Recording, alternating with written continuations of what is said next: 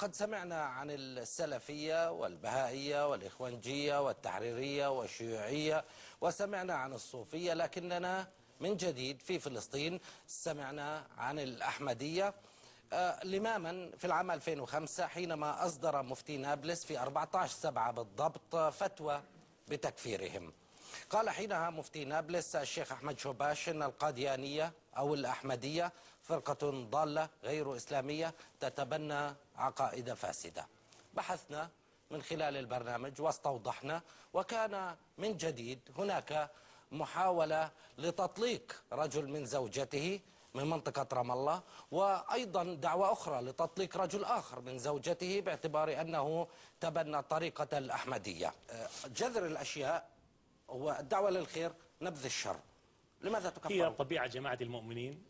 كل الأنبياء حتى الرسول صلى الله عليه وسلم اعتبروه بين قوسين المؤمنين أنه صبأ. شيء طبيعي أن عندما تأتي بعثة جديدة والله سبحانه وتعالى يؤسس جماعة المؤمنين من جديد، هكذا المؤسسات الدينية عبر التاريخ الإنساني يقفون محرضين مضطهدين الأنبياء وجماعة المؤمنين. لو كانت هذه الجماعة يعني لم تأتي ناقضا من نواقض الشهادتين لما أطبق على تكفيرها كل علماء المسلمين. أنا أتحدى أن يوجد هيئة أو جماعة أو عالم مسلم من طنجة إلى جاكرتا لا يكفرهم. وأنتم تنتقصون النبي صلى الله عليه وسلم والعياذ بالله، كذب وافتراء ولعنة الله على الكاذب. كيف يمكن أن إذا ينفي، ولك الكلام الدكتور الشيخ محمد، إذا ينفي يعني أنت تتهمني مثلا بالزندقة، أنت تتهمني بالهرطقة، استجلبتني سواء في السعودية أو في الخليل أو في أي مكان، سألتني هل أنت تجاهر بكذا؟ أقول لك لا، أنا أنسى. لو آتي بأسلوبهم، هذا أسلوب يتحرون الكذب. تعتقدون أن النبي خاتم النبيين؟ محمد خاتم النبيين. سوف أشرح. تعتقدون أنه خاتم النبيين؟ كل كتبنا موجود طبعا. أنتم عملاء الإنجليز. أنتم مبروك. خلقتم من أجل هذا. مبروك. هذا أسلوب حضاري. أنتم قاتلتم مع الإنجليز في العراق، قاتلتم مع الإنجليز في العراق عام 1917. كذب وافتراء ولعنة الله على الكاذبين. جيب أي دليلك. جيب دليلك. جيب دليلك. هل وضع الرسول صلى الله عليه وسلم تعريف للمسلم أو لم يضع؟ فقط لكي نسأل. الرسول محمد صلى الله عليه وسلم من شاهد والتزم، وليس حتى التزم، حتى قال اكتبوا لي من تلفظ بالإسلام، احصوا لي من تلفظ بالإسلام بدون أي شرط في كتاب في صحيح البخاري. إلا أن ينقضها. لم يذكر الرسول صلى الله عليه وسلم يقول من صلى صلاتنا واستقبل قبلتنا وأكل ذبيحتنا فذلك المسلم، وشهد أنه خاتم النبيين. مش موجود في النص، مع أنه أنا أؤمن بأن الرسول صلى الله عليه وسلم لا تؤمن بأن الله وسلم، تؤمن بأنه أنا أؤمن سيدنا أحمد عليه السلام يؤمن بأن الرسول صلى الله عليه وسلم خاتم النبيين، ونحن فقط. هم لا يؤمنون، هم حقيقة لا يؤمنون بأن الرسول صلى الله عليه وسلم. إذا ضد وحدي مين الصح؟ الرسول صلى الله عليه وسلم بيقول تفترق أمتي على 73 فرقة كلهم في النار إلا ملة واحدة. قالوا من هي يا رسول الله؟ طب مين معكم؟ أنا من معناه الله سبحانه وتعالى والرسول يشهد لي بالإسلام. لا إله إلا الله. لا أنتظر جوشبانكا ختم من حدا، لا من مفتي ولا من أكبر مركز. تنتظرون. لا أنتظر. لما بعثتم كتبكم تستجدون وتتوسلون إلى أن يشهد لكم الأزهر ودار الإفتاء.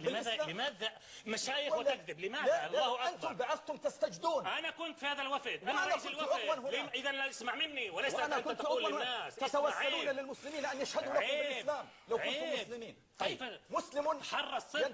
مسلم ينتقص الأنبياء وينتقص النبي صلى الله عليه وسلم. صوري موجودة مع الطلاب. قال من يشهد أن لا إله إلا الله محمد رسول الله فهو مسلم. انتهى. ليس صحيحا هذا. طيب بلاش، مش مهم، أنا مش مستني. أنا أجمع الفقه الإسلامي، مستني أجمع البحوث الإسلامية. فتواكو كلكو. أنا معي فتوى الرسول. هل الرسول صلى الله عليه وسلم غير التعريف بحياته؟ تعريف من هو المسلم؟ حتى كان في نبي كاذب مسيلمة، كان في على ما أظن اثنين منهم مسيلمة. هل الرسول صلى الله عليه وسلم أو الخلفاء الراشدين غيروا؟ يا أخي أنا بدي أسألك سؤال. يا أخي أنا بدي أسألك سؤال. من شهد أن لا إله إلا الله محمد رسول الله ثم قال أن الحج في قاديان، من شهد كذاب ويكفر.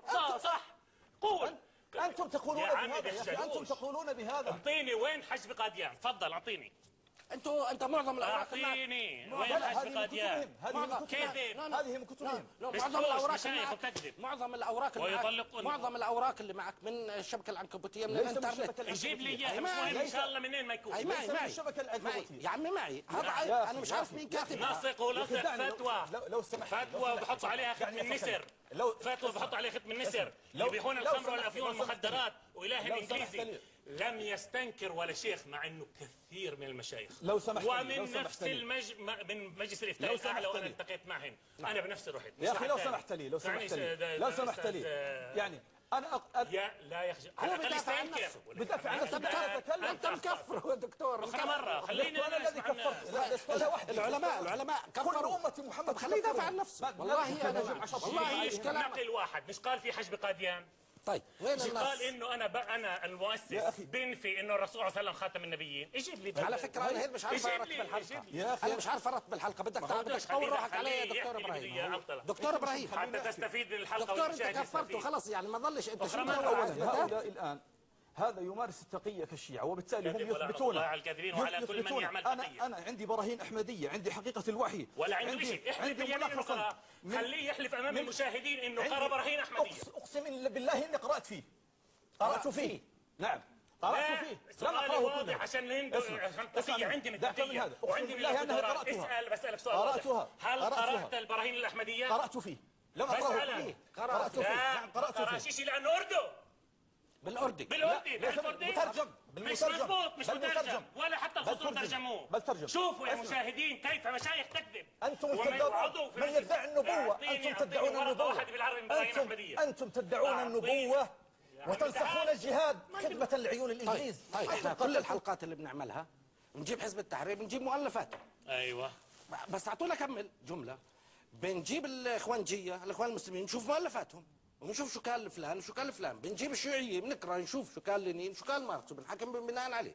لاحظت ملاحظه أنا واحده وأنا ابحث عن الاحمديه ولا ما كنا اعرف عنها الا النظر اليسير.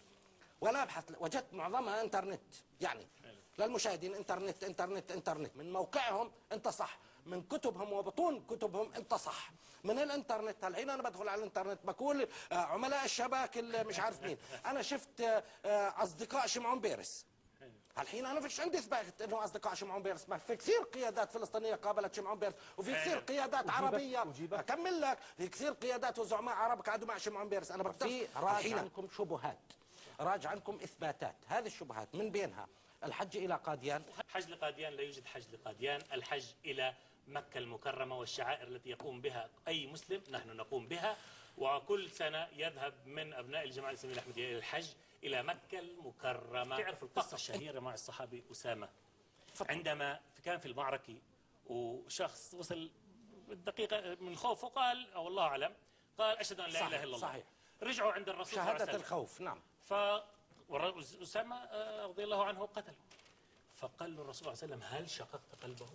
أين تذهب باللا إله إلا الله؟ لم ينكر فقط تشهد بأن لا إله إلا الله. أين يذهب الشيخ إبراهيم من لا إله إلا الله؟ محمد رسول الله. لا تجيبني، جيب ربنا سبحانه وتعالى. أين يذهب أسامة والمشرك عم يقاتل المسلمين يقتل المسلمين؟ سؤال علمي. الآن أنا من المشاهدين بدي أبحث بحث علمي. يدخل إلى موقعنا islamohmadiyya.net. هناك كل كتب الجماعة. لا يوجد هذا مصدر يكفي. طيب. أو الفضائية الان طيب الآن على النايل سات على فكرة 11/3/5 موضوع مش جديد عندهم. نسخ ولصق. طيب فقط طالما علماء سمعوا من لأنه لا يعرفون أردية، سمعوا من مشايخ الباكستان التي دمرت الباكستان. الآن يستوردون هذا الوباء، وباء التكفير من باكستان ليدمروا شعبنا الطالبانية. شو بتقول ويدمروا البلاد العربية. قتل 85 مصلي يوم الجمعة قبل شهر في الباكستان في مدينة لاهور وهم يصلون الجمعة. للأسف فضائيات عربية منها الجزيرة والعربية لم يذكروا مساجد مع انها مساجد. حتى الجزيرة بالإنجليزية لأنها تخاطب الغرب ذكروا، لأن بتعرف بدهم يميلوا للغرب، ذكروا مساجد. لماذا لم يستنكر؟ لو سمحت أنا أريد لم يستنكر لو كانوا مجوس يقتلون فقط لأنهم يقولون لا، وهم عفوا أنا ما جئت لظل أستمع لأنهم يقولون لا إله إلا الله محمد رسول الله. أنا أريد أن أجيبه. لم يستنكر ولا شيخ ولا زعيم عربي. أنا أريد أسأل أي إنسان مسلم بسيط، إذا وجد إنسان مسلم يشهد الشهادتين ثم بعد ذلك ينكر معلوما من الدين بالضرورة، على سبيل المثال قال الزنا حلال أو قال الخمر حلال أو قال إن الأفيون حلال، إذن هذا نكفره حتى وإن كان يشهد. كويس، توضيح نظري صحيح. وهؤلاء القوم يشهدون الشهادتين ثم ينقضونها كالتي نقضت 40% من الشعب الفلسطيني لا بيصلوا وبيزنوا كثير منهم، هل تكفرونهم؟ لا تخلط في الأمور. لماذا إذن؟ من ترك الصلاة عمدا متعمدا فقد كفر. روحوا قيموا طلقوا الشباب الفلسطينيين. لا تلبس على الناس دينهم. هناك فرق بين المعصية وبين الكفر. طيب إذا أنت ضبط التعريف تاعك. لا ما هو فيش تعريف. أنت تلبس على الناس. طب هيك ما استفدناش. يستهدفهم المسلمون وهم خرجوا على دينهم ويطعنون في النبي صلى الله عليه وسلم ويطعنون في أبي بكر ويطعنون في عمر ويطعنون في يوسف ويطعنون في عيسى ويطعنون في كل الأنبياء، يقولون إن عيسى عليه السلام كان يميل إلى موسى. بلاش كل واحد زعلان من مرته يصير أحمد يطلقوا. يا أخي عفوا، عندنا هناك فصائل إسلامية. يعتقد القاديانيون بتناسخ الأرواح، صحيح؟ كذب. طيب بعد إذنك أنت بتقول لي يعتقدون بأنهم أصحاب دين جديد مستقل كذب. وشريعة مستقلة. ولعنة الله على الكاذبين. يقولون بعد إذنك ما هو عشان يجاوب دغري ما ريحك.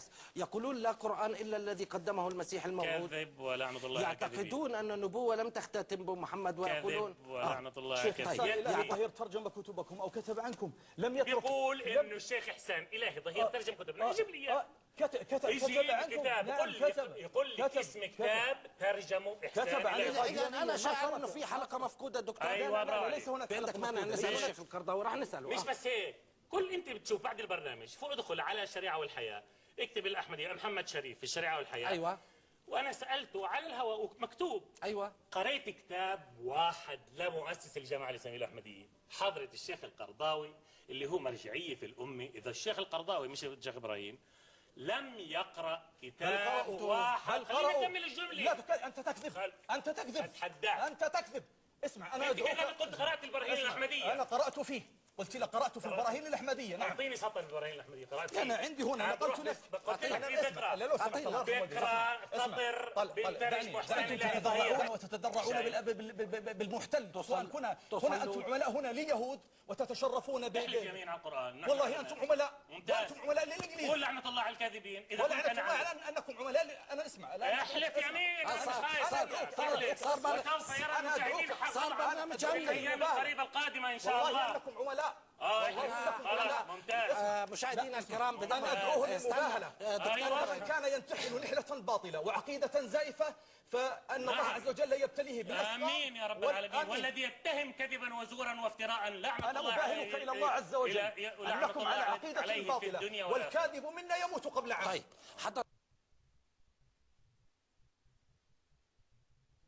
الحق من ربك فلا تكن من الممترين. فمن حاجك فيه من بعد ما جاءك من العلم فقل تعالوا ندعو أبناءنا وأبناءكم